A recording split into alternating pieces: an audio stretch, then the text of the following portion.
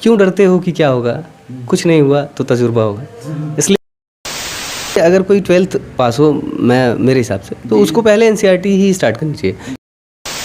चीज़ें करप्शन यार ईमानदारी से काम करेंगे, बिल्कुल करेंगे मैं ईमानदारी से ही काम करना चाहता हूँ। और मैं करप्शन का मैं खुद बोल रहा हूँ कि गवर्नमेंट जॉब में अगर मैं कोई चीज़ इधर सिस्टम में अपने गवर्नेंस में कमी मानता हूँ तो वो ये करप्शन ही है। तो मैं खुद उसी लीकेज को रोकने के लिए जा रहा हूँ। तो करंट अफेयर यूपी कमीशन के लिए मैंने समसामयिकी क्रॉनिकल, वो हिंदी में आती है पतली से, तो वो हर महीने की आप ले लीजिए। इसके अलावा एक लास्ट में निकलती है घटनासार, आप देख भी रहे होंगे, वो मेरे रूम में उधर रखिए, मॉडर्न की और एंशिएंट के लिए आर्य शर्मा और सतीश चंद्रा सर की मिडिवल हिस्ट्री। ये मैंने 3 किया था। ज्योग्राफी के लिए मैंने सिर्फ 9th 10th 11th 12th मैंने नहीं पढ़ा, 9th 10th 11th की एनसीईआरटी मैंने।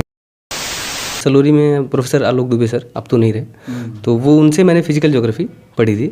और इकोनॉमिक्स मैंने यूनिवर्सिटी के ही आपके प्रोफेसर पी के घोष सर हैं, उनके यहाँ किया था। हेलो दोस्तों, स्वागत है एक बार फिर से एक नए वीडियो में। तो फ्रेंड्स, आज हम आए हैं सत्यम मिश्रा सर के साथ, जो इनका अभी लोअर पीसीएस में सप्लाई इंस्पेक्टर के पोस्ट पर चयन हुआ है। और इसके पहले भी इन्होंने यूपीएसआई 2021 के एग्जाम क्वालिफाई कर चुके हैं। और आप बात करें फ्रेंड्स, तो जो है यूपीएससी सीएपीएफ असिस्टेंट कमांडर के पोस्ट पर इनका सिलेक्शन हुआ है। आज हम सर से बहुत सारी चीज़ें जानेंगे। इनका एक साथ 3 सिलेक्शन हुआ है और ये मेंस भी लिख रहे हैं आरओ के।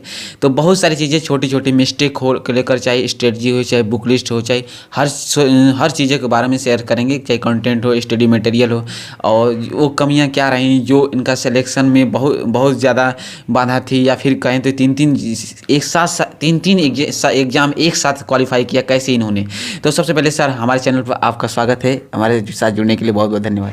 बहुत बहुत धन्यवाद आपका। और आप सबसे पहले आपके इंडिया सोसाइटी के व्यूअर्स को मेरा नमस्कार।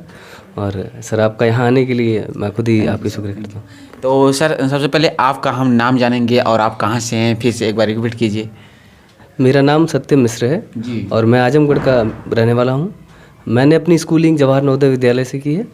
ग्रेजुएशन मैंने एज इलेक्ट्रॉनिक्स इंजीनियर मैं हूँ, 2018 में मैं पास आउट हूँ जी। और मैंने अभी वर्तमान में मैं यहाँ प्रयागराज में तैयारी कर रहा हूँ।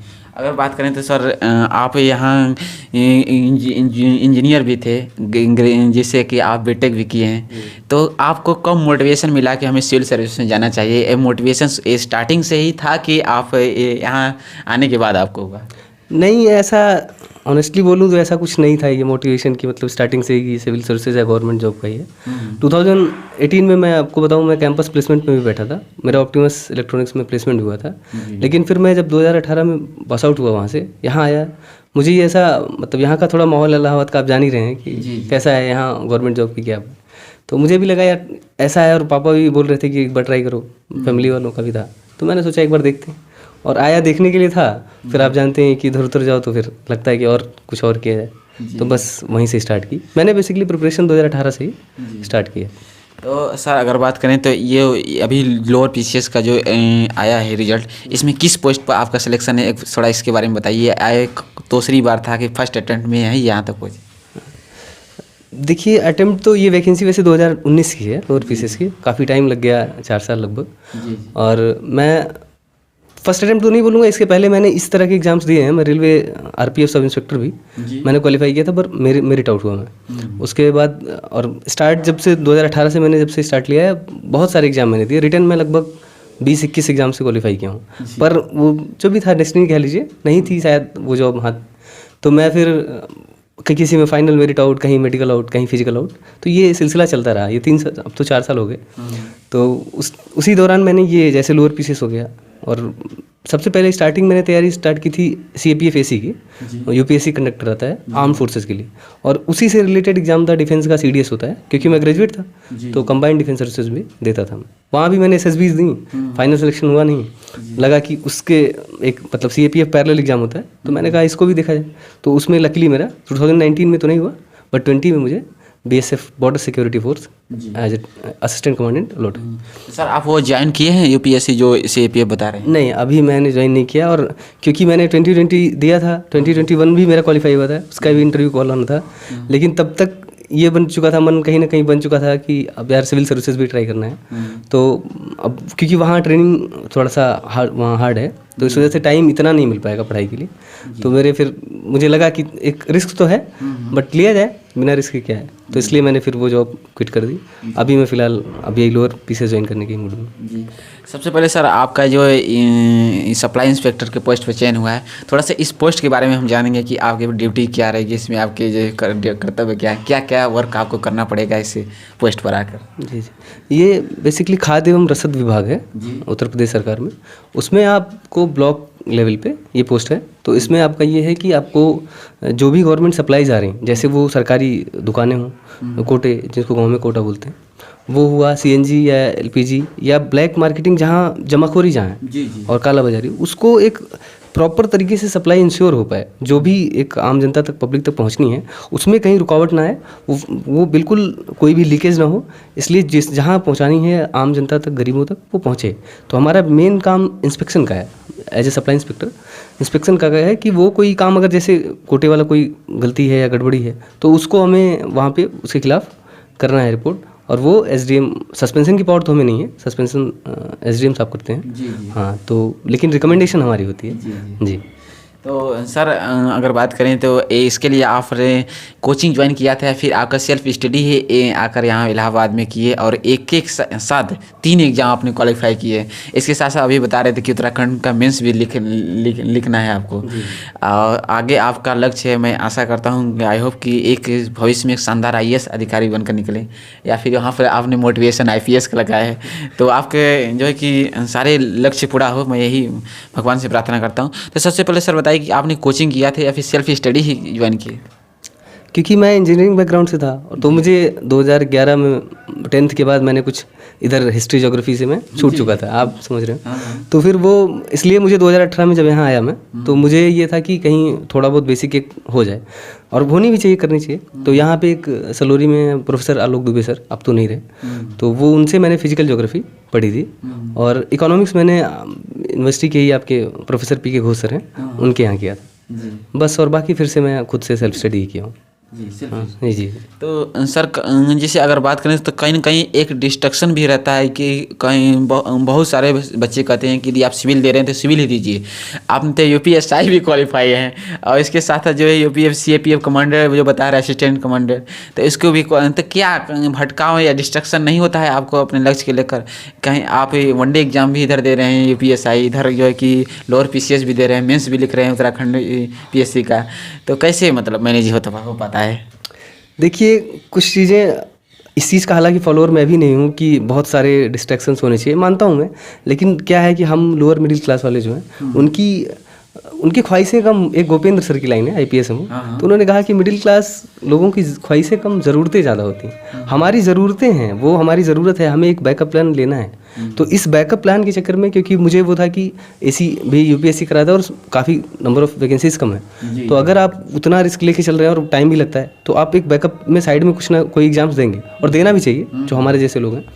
तो उसमें देने के उसी के चक्कर में, क्योंकि यहाँ टाइम ज़्यादा लगता है, तो इसलिए मैंने यूपीएसआई, लोअर पीसीएस, और फिर जब एक बार तैयारी आपकी एक लेवल की हो जाती है, तो फिर मुझे लगता है कि आप एक उस स्ट्रीम के जितने भी एग्जाम्स हैं, मतलब जिनमें जीएस आनी है, हिंदी आनी है, रीजनिंग आनी, मैथ्स आनी है, तो वो आप लगभग एक लेवल होने के बाद आप कर जाएंगे, आसानी से आप क्रैक कर सकते हैं। बिल्कुल। तो अब थोड़ा सा बात करेंगे जिससे इस लोअर पीसीएस एग्ज़ाम के बारे में थोड़ा सा सर इसके बारे में बताइए कि जो पहले जो है कि प्री होता है, फिर मेंस इंटरव्यू भी होता है, तो इसके बारे में बताएं कि आपने जो मेंस के पेपर होते हैं उसके बुक लिस्ट के बारे में बताइए, हर एक चीज़ जो जीएस के क्या क्या चीज़ें पढ़ा था, और थोड़ा सा इसके बारे में। सर, लोअर पीसीएस में पहले तो इंटरव्यू होता था 2015 से पहले। अभी जब से यहाँ यूपी अधीनस्थ सेवा चयन आयोग गया है, तो अब इंटरव्यू नहीं है। अब पेपर पहले सब्जेक्टिव था, मेंस जो था वो सब्जेक्टिव था, अभी तो ऑब्जेक्टिव कर दिया इन्होंने। तो मैं 2019 की बात बोल रहा हूँ, जो मेरा पैटर्न था, तो उसमें क्या था, प्रीलिम्स था आपके 150 क्वेश्चन आने, जिसमें आपके 25 मैथ्स, 25 साइंस, 50 में आपकी रीजनिंग और हिंदी, 50 जीएस और 50 में रीजनिंग हिंदी, ये आपका प्रीलिम्स था। मेंस में आपका 200 नंबर के 200 नंबर के 2 पेपर होने थे। एक में आपकी जिसमें 75 में मैथ साइंस, 25 की रीजनिंग, 25 की हिंदी और 75 की जीएस। इस दोनों पेपर को मिला के मेंस के आपके मार्क्स कैलकुलेट करके मेरिट लिस्ट उससे बनती है। जी। तो आपके कितने मार्क्स थे अगर बात करें भैया मेंस में? मेरे मेंस में 400 में 322 थे। जी। 322। तो भैया थोड़ा सा इसके बात करें, आपने कंटेंट क्या क्या पढ़ा था, उसके बुक के बारे में, बुक लिस्ट के बारे में थोड़ा बताइए जीएस के। जीएस में जैसे हिस्ट्री की बुक है जी, और जी। पॉलिटी की बुक है जो चीज़ मैं जैसे मैंने स्टार्ट आपको बताया कि 2019 में स्टार्ट कर दिया था। 18 से ही कोचिंग थोड़ी बहुत जो भी की एक दो, तो उसके बाद मैंने एनसीईआरटी सबसे पहले, क्योंकि टाइम भी था और वो कोरोना का टाइम था, लॉकडाउन भी था, तो एनसीईआरटी थोड़ा सा क्योंकि मन में आ चुका था ना कि सिविल सर्विसेज भी देना है, तो एनसीईआरटीज़ मैंने की थी। ज्योग्राफी और हिस्ट्री की मैंने, हिस्ट्री की जो ओल्ड एनसीईआरटी है जैसे बिपिन चंद्रा थी, मॉडर्न की, और एंशिएंट के लिए आर एस शर्मा और सतीश चंद्रा सर की मिडिवल हिस्ट्री, ये मैंने 3 किया था। ज्योग्राफी के लिए मैंने सिर्फ 9th 10th 11th 12th मैंने नहीं पढ़ा, 9th 10th 11th की एनसीईआरटी मैंने की थी। क्यों वो ऐसी करना मुझे लगता है कि अगर सिर्फ जैसे 9th 10th 11th की एनसीईआरटी पर्याप्त है ज्योग्राफी की सिविल सर्विस एग्जाम के लिए, अगर कोई इसके अलावा भी बुक ना पढ़े तो? सर करने वाले उससे भी किया है, बहुत लोगों ने किया है और काफ़ी लोगों ने रिकमेंड भी किया है, लेकिन मैं थोड़ा सा, मेरी सोच इससे अलग है। मुझे ऐसा लगता है कि स्पेशली बोलूँ, मैपिंग की कुछ चीज़ें छूट जाती हैं, मतलब उनको करना ही, जैसे मैं इनसे अलग मैंने महेश वडवाल सर की बुक आती है कॉम्प्रिहेंसिव स्टडी ज्योग्राफी, वो किया था। हिस्ट्री के लिए मैंने मॉडर्न में स्पेक्ट्रम किया था, राजीव अहिर सर की है। पॉलिटी के लिए मैंने लक्ष्मीकांत किया था, और इकोनॉमी थोड़ा सा क्योंकि बैकग्राउंड भी नहीं था और समझ भी उतनी नहीं थी, तो घोष सर के जो नोट्स हैं मैंने वही किया था जो उनसे किया था। और साइंस एंड टेक क्योंकि मेरा बैकग्राउंड था मैथ्स का भी, तो साइंस एंड टेक मैंने, मेरे पास लूसेंट जनरल साइंस की आती, वो किया था। उसके बाद घटनाचक्र पूर्वावलोकन आती है जो यूपी कमीशन की आती, वो मैंने किया था। तो आपका मीडियम इस जीएस के पेपर में क्या रहा? अभी जो मुझे मेंस लिखना है वो तो इंग्लिश मीडियम में मेरा। English medium. जी जी। तो करंट अफेयर्स किसी भी गवर्नमेंट एग्जाम हो, अगर खास तौर माने तो सिविल सर्विस एग्जाम में वेरी इंपॉर्टेंट रोल होता है, तो करंट अफेयर्स के लिए क्या क्या चीज़ें आप पढ़ते थे? कोई मैगजीन फॉलो करते थे, उसके बारे में बताइए। इसके अलावा कोई, बहुत से स्टूडेंट वेबसाइट पर जाकर पढ़ते हैं, कोई यूट्यूब चैनल, तो उसके चीज़ें थोड़ा बताइए जो जो आपने पढ़ा था। मैं करंट के लिए देखिए यूपी कमीशन का, क्योंकि थोड़ा सा यूपीएससी के जो एग्ज़ाम है उनसे यूपी कमीशन का एग्ज़ाम थोड़ा सा डिफरेंट हो जाता है करंट के उसमें बोलें तो करंट अफेयर यूपी कमीशन के लिए मैंने समसामयिकी क्रॉनिकल, वो हिंदी में आती है पतली से, तो वो हर महीने की आप ले लीजिए। इसके अलावा एक लास्ट में निकलती है घटनासार, आप देख भी रहे होंगे, वो मेरे रूम में उधर रखिए, तो वो घटनासार मैं मतलब करता हूँ जब भी आती है, तो उसके 4 या 3 से 4 आते हैं अतिरिक्त, तो उनको कर लिया। उसके वहाँ के लिए मैंने दृष्टि जो आती है हर महीने दृष्टि की, वो मैं करता हूँ यूपीएससी के लिए फॉलो। तो और जैसे भैया अगर बात करें तो टोटल कितने घंटे पढ़ाई यहाँ पर रूम में लेकर इलाहाबाद में पढ़ाई कर लेते हैं, क्योंकि आप 3 एग्जाम डिफरेंस एग्जाम आपने क्वालिफाई किए, तो कितना मतलब पढ़ाई को 24 घंटे में निकाल लेते हैं पढ़ाई को लेकर? भाई कोई बहुत ऐसा हार्ड एंड फास्ट रूल नहीं, हाँ, लेकिन इतना है कि कोशिश रहती है कि 6-7 घंटे तो निकल जाए, अगर निकल जा रहे हैं तो बेहतर है।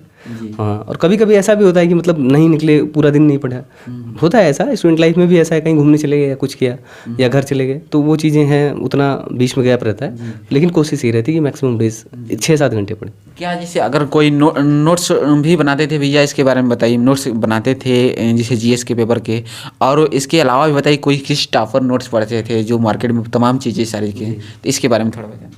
नोट मेकिंग में थोड़ा सा मैं कम यकीन रखता हूँ। मैं उसी बुक्स में, जैसे जो भी बुक्स मैंने पढ़ी हैं, मैं उनमें ही साइड में या तो उनमें हाईलाइट कर लिया, और जो मुझे लिखना होता था वो स्टिकी नोट्स में लगा लेता था, तो उसको मैं साइड में ही लिख लिया, क्योंकि रिवीजन टाइम पे आप, इतनी मोटी बुक है लक्ष्मीकांत की बात करें तो आप उसको इतना जल्दी नहीं कर सकते। अगर आपने हाईलाइट या पॉइंट लिख लिया तो बहुत अच्छा है, मैं उतना लिख नहीं पाता था, तो मैं क्या करता था, मैं साइड में लिख लिया, रिवीजन टाइम पे मैं उनको ही उसी पॉइंट पे फोकस करता था। जी। और नोट्स कुछ ऐसी चीज़ें जो जैसे बहुत ज़रूरी, जैसे इन्वायरमेंट हो गया, वो काफ़ी बल्कि है। अगर आपके पास नोट है, किसी अच्छे टॉपर्स नोट्स भी हो अवेलेबल हैं, अगर वो है तो बहुत अच्छा है, वरना खुद की, जैसे मैंने क्या किया था, 12th की जो केमिस्ट्री वाली बुक है उसमें इन्वायरमेंटल वो है, और बायोलॉजी में 4 चैप्टर हैं, तो उनके मैंने खुद से सेल्फ नोट्स कुछ सेलेक्टेड सब्जेक्ट्स के बनाए हैं। तो थोड़ा सा अब यूपीएसआई के बारे में डिटेल चर्चा कर दी जाए भैया, कि यूपीएसआई जो एग्ज़ाम होता है, जैसे कि उसके एग्ज़ाम पैटर्न के बारे में तो थोड़ा सा एक बार बेसिक जानकारी दीजिए, और उसके साथ साथ आज जैसे मैथ के, रीजनिंग के भी पेपर आते हैं, हिंदी के भी आते हैं, तो उसको भी आपने सेल्फ स्टडी ही पढ़ा था? भाई रीजनिंग के लिए मैंने एक अरिहंत पब्लिकेशन की बुक है, जय किशन प्रेम किशन करके, इंग्लिश मीडियम में, तो मैंने वही किया था ऑनेस्टली। और मैथ्स के लिए राकेश यादव सर की आती है, वो एसएससी सीजीएल के लिए, तो मैंने वो भी किया था। मैंने सीजीएल का, क्योंकि एक बार मेंस मैंने भी दिया था, तो उस टाइम पे 19 में, तो मैंने उस टाइम पे वो बुक की थी, और वही अब रिवाइज भी जब भी कुछ करना होता है। 400 मार्क्स में टोटल आपके कितने मार्क्स थे? ये यूपीएसआई कितने टोटल मार्क्स थे? वो 400 नंबर मार्क्स से थे। उसमें मेरे 329 329 हाँ 329। कट ऑफ जनरल कितने बने? 316 के। 316 बताइए, इकट्ठा आपसे भी 14-15 नंबर आप कहें तो ज़्यादा था, 13 नंबर।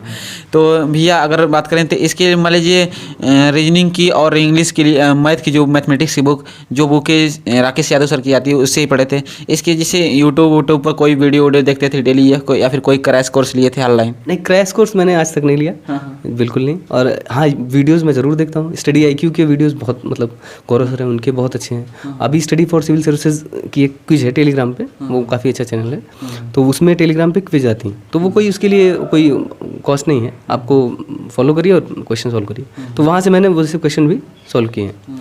और इसके अलावा मैं कोई अलग एक्स्ट्रा, मतलब अलग से मैंने कुछ नहीं। एक हिंदी का भी क्वेश्चन आता है जिसे SI में, तो हिंदी के लिए आपने क्या? हिंदी के लिए मैंने आज तक 2 ही बुक ली है। एक नालंदा पब्लिकेशन की पृथ्वीनाथ पांडे, तो वो RO ARO से लेके UPPC सब में काम देती। और दूसरी एक मैंने यूनिक पब्लिकेशन की राजपाल सिंह है, वो बुक, मतलब मैं कहूँ अगर फॉलो करने को तो मैं स्ट्रांगली रिकमेंड करूँगा। अगर किसी को हिंदी यूपी से रिलेटेड कोई एग्जाम है या कहीं भी हिंदी जहाँ आ रही ऑब्जेक्टिव, तो आपको वो किताब आप कर सकते हैं एक बार, वो अच्छी है। तो फाइनली भैया अगर बात करें तो आपका इस 3 जॉब है, तीन शो मान लीजिए कि आपके साथ अपॉर्चुनिटी है, तो किस में जाना चाहेंगे आप? अभी तो फिलहाल इन तीनों में सप्लाई इंस्पेक्टर ही सोचा है ज्वाइन करने का, बाकी आगे देखते हैं, मेहनत करेंगे। इतने जैसे इससे पहले आपका जब सिलेक्शन नहीं हुआ था, क्या कभी ऐसा भी लगा आपको कि नहीं होगा तो क्या होगा, या फिर कभी डिसमोनेटाइज हुआ, कभी डिमोटिवेट हुए हैं, तो उसके बारे में बताइए। मुझे ऐसा लगता है कि वो तैयारी करने वाले हर एस्पिरेंट की ज़िंदगी में ज़रूर आता है ये पल। और मैं आपको बताऊं, मैं तो अपनी ही बात बताता हूँ। 2019 में रेलवे सब इंस्पेक्टर में जब मुझे पूरा भरोसा था कि मेरा हो जाएगा, फाइनल मेरिट में सिलेक्शन हो जाएगा, नहीं हुआ। और उसी समय हाई कोर्ट ARO की टाइपिंग में दे गया था, उसमें भी नहीं हुआ। मतलब जो भी कह लीजिए, दोनों में नहीं सिलेक्शन हुआ। और आपको और बता दूं, मैं यूपी पुलिस कांस्टेबल में दौड़ भी फेल हो गया 2 बार। हाँ, दौड़ भी फेल हो गया, मतलब वो रनिंग बार हो गया। अब ऐसा लगा कि यार ऐसा ना हो कि मतलब ऐसे ही टाइम बीतता जाए और कुछ ना मिले, तो फिर उसी चक्कर में एक बैकअप, जो आपने कहा, सोचिए इंजीनियरिंग के बाद एक बैकअप तो इधर लिया, उसके बाद मैं बैकअप, अपनी बात बोल रहा हूँ, हालांकि करना नहीं चाहिए था मुझे, लेकिन उसके बाद मैं फिर यहीं डायरेक्ट प्रयागराज में DLED में भी एडमिशन लिया। तो डर सबको लगता है, लेकिन और हाँ, बस एक कहूँगा कि डर तो लगना लाजमी है, कोई भी हो, कंपटीशन है, बहुत है, लेकिन आप अगर लगातार 1 साल मेहनत कर रहे हैं, मतलब कम से कम 1 साल, तो आप 6-7 घंटे पढ़ रहे हैं, तो डेफिनेटली कहीं ना कहीं सिलेक्शन होना ही है। ये मैं नहीं कहूँगा कि आप जो चाह रहे हैं वही मिलेगा, मैक्सिमम चांस है वो मिल जाएगा। इन केस वो नहीं मिलता है तो भी कुछ अच्छा ही मिलेगा। अब थोड़ा सा बात करें भैया कि तो क्या UPSC का एग्जाम हुआ, जैसे UPPCS का एग्जाम, इसका भी एग्जाम आप देते थे, तो कहाँ तक पहुँचे हैं? देखिए UPPCS, मतलब मैं कमीशन वाइज जैसे मैंने बांट रखे थे, मतलब मुझे अपनी बात करूँ मैं, तो मैंने UPSC तो CSE नहीं दिया, अभी कभी अटेम्प्ट नहीं दिया, हाँ अब देने का सोचा है। तो UPPSC से 2 एग्जाम आते थे, जैसे हमारे UPPCS और RO ARO, तो मुझे एक ही RO ARO जो मिला उसका, जिसका मेंस मैंने लिखा है, रिजल्ट अभी आना है। और UPSSC से जो एग्ज़ाम मुझे मिले जिसमें लोअर पीसेस था, एक वीडियो था वो कैंसिल हो गया, तो उसके बाद UPSI था। रेलवे में मैंने NTPC दिया था, तो जब इधर सिलेक्शन हो गया तो फिर वो उसके लेवल 2 में क्वालिफाई था, तो मैंने छोड़ दिया कि। और इसके अलावा SSC का भी मैंने CPOSI 2 बार दिया था, दोनों बार इधर वो रिटन क्वालिफाई था, लेकिन फाइनली वो फिजिकल उसमें बाहर हो गया। और उसके बाद CGL का भी मैंने मेंस Tier 3 सब लिखा था 2019 का, तो जब इसका इधर अच्छा हो गया, लोअर का भी, क्योंकि इसका एग्ज़ाम 2021 में ही हो गया था मेंस का, तो मार्क्स कैलकुलेट कर लिए थे, एक अनुमान मिल गया था। आप जैसे अच्छे लोग हो जो यूट्यूब पे हैं, उनके माध्यम से पता चल गया था कि यार हो सकता है, मतलब होने की प्रोबेबिलिटी ज़्यादा है। तो मैंने फिर उसके बाद थोड़ा सा अपने आप को समेटना शुरू किया, क्योंकि बहुत, जो आपने कहा ना, डिस्ट्रैक्शंस बहुत ज़्यादा बिखरा लिया था मैं खुद को, मतलब हर कोई भी कंडीशन तो ये हाल हो गई थी यार, जा रहा था लास्ट स्टेज तक जा रहा था, लेकिन कहीं ना कहीं कुछ 2-4 मार्क्स से रह जा रहा था। अभी ये है कि अब एक जॉब है मेरे पास, तो अब जो फोकस है, मतलब एम है मेरा, उस पर फोकस होकर सिंगल एग्ज़ाम देना है। जी। तो अगर थोड़ा सा बात करें भैया, तो प्लान बी लाइफ में कहाँ तक इम्पोर्टेंट है, अगर होना चाहिए कि नहीं, और क्या हर स्टूडेंट की लाइफ में प्लान बी होना चाहिए? मेरे हिसाब से प्लान भी ज़रूरी है भाई। अगर आप फाइनेंशियली बहुत मजबूत नहीं है, बैकअप आपका स्ट्रांग नहीं है, तो प्लान भी आज के टाइम पे रखना चाहिए, मेरा जहाँ तक अनुमान है। हो सकता है किसी का, आप लोगों का मत अलग हो, और भाई जिनका अपने खुद पे कॉन्फिडेंस इतना है कि हाँ मैं कर ही लूँगा, तो वो उनको लिए नहीं मैं कहूँगा, लेकिन हाँ जो नॉर्मल एवरेज स्टूडेंट्स हैं उनको एक प्लान भी ज़रूर सोचना चाहिए। जी। आप आने वाले समय में आपके निर्णय पे एक, जैसे बताया कि सप्लाई इंस्पेक्टर, बहुत सारे प्रशासन चलेगा, तो क्या उसमें जो कमीशन लिया जाता है लेंगे कि नहीं? नहीं, अभी तो कुछ ऐसा सोचा ही नहीं, और मतलब ऐसा एक इनर मोटिवेशन है वो कि अभी तो मैक्सिमम पढ़ाई करनी है। और ये सब चीज़ें करप्शन यार ईमानदारी से काम करेंगे? बिल्कुल करेंगे मैं ईमानदारी से ही काम करना चाहता हूँ। और मैं करप्शन का मैं खुद बोल रहा हूँ कि गवर्नमेंट जॉब में अगर मैं कोई चीज़ इधर सिस्टम में अपने गवर्नेंस में कमी मानता हूँ तो वो ये करप्शन ही है। तो मैं खुद उसी लीकेज को रोकने के लिए जा रहा हूँ। तो मैं कोशिश करूँगा कि ये चीज़ जहाँ तक मेरे से संभव है मैं ज़रूर करूँ। सर आपकी शादी भी नहीं हुई होगी अभी तो? अभी शादी अभी बिल्कुल नहीं है। तो सर अगर बात करें, यहाँ पर हमारे कैमरे बोल रहे हैं, क्या उसमें भी एक दहेज की बहुत ज़्यादा प्रथा है? क्या उसमें आप ईमानदारी से बोलिए कि दहेज लेकर शादी करेंगे क्या ऐसे? बिल्कुल नहीं, हमारी तरफ से कभी कोई डिमांड नहीं होगी। और नहीं है भी, ऐसा कुछ नहीं। और देखिए आजकल जो है गवर्नमेंट एम्प्लॉय बहुत सारे लोग खोए रहे हैं, बहुत सारे 20-20 लाख रुपया दहेज ले रहे हैं, तो क्या उस पर कहना चाहेंगे? आपका ऐसे ही करेंगे शादी? देखिए इसमें मुझे मतलब मेरा मानना है कि इसमें सिर्फ लड़के पक्ष को वो नहीं है, इसमें लड़की पक्ष लड़के पक्ष दोनों को करना चाहिए, ध्यान देना चाहिए। क्योंकि अगर लड़की पक्ष देने को इतना तैयार है तो लड़के पक्ष मांगने को तैयार हो। पहली चीज़ तो लड़के पक्ष को ध्यान देना चाहिए, जो लड़के वाले हैं उनको, कि यार देखिए ये कुरीति है, कहीं ना कहीं आज से नहीं, इसका 200 सालों से विरोध हो रहा है। तो इसको अगर हम आप सिर्फ रूल मतलब लॉ बना के कहते हैं ना कि डिटरेंस ऑफ लॉ, वो इतना नहीं रोक सकता जब तक इन्हों आपकी खुद की एक मोरालिटी का कॉन्साइंस आपका नहीं अलाउ करता कि यार गलत है ये चीज़ नहीं करना। तो अगर आप सब हर कोई ऐसा ही, हमारे आपके जैसे लोग हैं, हमारी आपकी बहन बेटियां भी होंगी भविष्य में, तो बहनें हैं ही हैं। तो अगर आप ऐसा कर रहे हैं कि भाई हम नहीं देंगे और सामने वाले का भी है कि नहीं हम ये चीज़ डाउरी नहीं लेंगे, तो कहीं ना कहीं चेंज तो एक सिंगल इंडिविजुअल से ही होगा सोसाइटी में। लेकिन सर हम और आप मिलकर ही आगे आने वाले समय में भविष्य है, आप जैसे लोग प्रशासन में जाएंगे तो ऐसे इस चीज़ों को ठीक करेंगे, सुधारेंगे। कोशिश तो हमारी पूरी रहेगी। हम जैसे लोग, आप जैसे लोग सुधारने जागने के क्या है ना कि जब जागो तभी सवेरा है। तो अगर आप सर जानना चाहेंगे कि थोड़ा सा आने वाला जैसे न्यू कैंडिडेट हैं जो इस एग्ज़ाम की तैयारी करना चाहते हैं, सिविल सर्विस में आना चाहते हैं, तो उन्हें बेसिक कहाँ से स्टार्ट करनी चाहिए? जो अभी जैसे देखिए क्या होता है, बच्चे 12th में ही पढ़ते हैं तो उन्हें एक लक्ष्य बना लेते हैं कि हम नहीं UPSC ज्वाइन करेंगे, IAS बनेंगे, SDM बनेंगे, सारी चीज़ें IPS बनेंगे, एक मन बहुत सारे लोग छोटे से ही बना लेते हैं। तो कहीं ना कहीं उनके एक बहुत बड़ा कन्फ्यूजन रहता है कि कहाँ से स्टार्ट करें बेसिक। तो वो आपके हिसाब से थोड़ा न्यू कैंडिडेट के लिए मैसेज दीजिए। बिल्कुल, जैसे क्योंकि NCERT क्या है, आपको एक फाउंडेशन जो है वो NCERT से ही मिलता है। मतलब कोचिंग अगर आप कर रहे हैं तो अच्छी बात है, पर हर कोई कोचिंग अफोर्ड नहीं कर सकता। तो अगर आप बेसिक्स आपके स्ट्रांग हैं तो आप खुद से बहुत कुछ कर सकते हो, खुद से ही तैयारी कर सकते हैं। और मैं क्या, मेरे से बहुत अच्छे IAS प्रॉपर भी सेलेक्ट हुए हैं, तो वो लोग भी खुद से सेल्फ स्टडी से ही हुए हैं। तो वो मतलब अगर आप खुद से करना चाहते हैं तो आप ज्योग्राफी लीजिए, मतलब NCERT लीजिए। और NCERT के बाद आप जो एक्स्ट्रा बुक्स हैं, जैसे वो लक्ष्मीकांत हो गए, स्पेक्ट्रम हो गए, वो रिनोल्ड, हाँ स्टैंडर्ड बुक्स हैं, तो वो आप स्टैंडर्ड बुक्स को उसके बाद फॉलो करिए पहले। लेकिन आप बेसिक्स अपने मजबूत कर लीजिए, चाहे वो आप कोचिंग से कर रहे हैं, चाहे आप वो NCERT से कर लीजिए। जी। इसके अलावा भी कोई जैसे एक्स्ट्रा चीज़ें आप जो करते थे?